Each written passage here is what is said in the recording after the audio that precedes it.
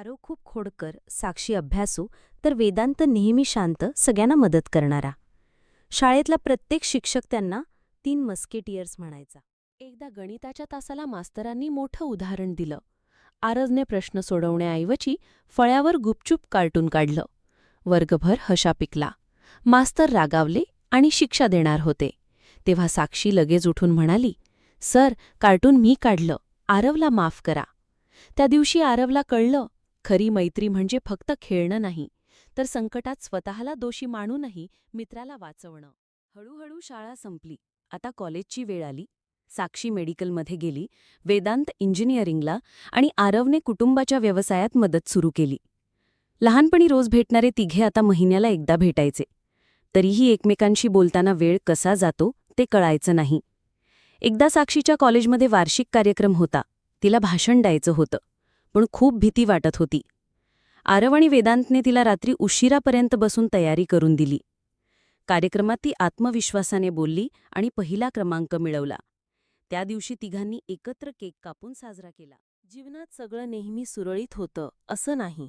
आरवच्या घरी अचानक मोठा संकट आलं. व्यवसायात तोटा झाला. घरची परिस्थिती बिघडली.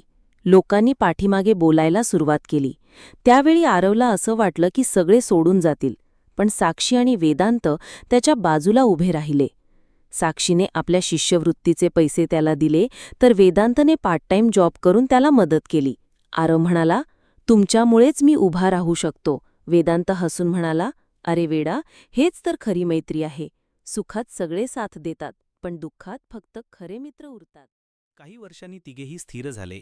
साक्षी डॉक्टर बनली, वेदांतने मोठ्या कंपनीत इंजिनिअरिंगचं पद मिळवलं आणि आरवने नवीन बिझनेस सुरू करून यश मिळवलं.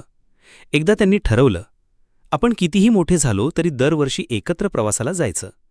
आणि खरंच, दरवर्षी एखादा डोंगर किल्ला, समुद्रकिनारा किंवा गाव तिघे मिळून फिरायला जात. एकदा मात्र जीवनाने पुन्हा परीक्षा घेतली.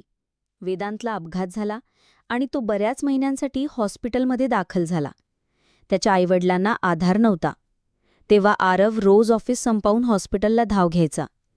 साक्षी तर तिथेच डॉक्टर असल्याने पूर्ण काळजी घ्यायची. महिनाभरानंतर वेदांत बरा झाला.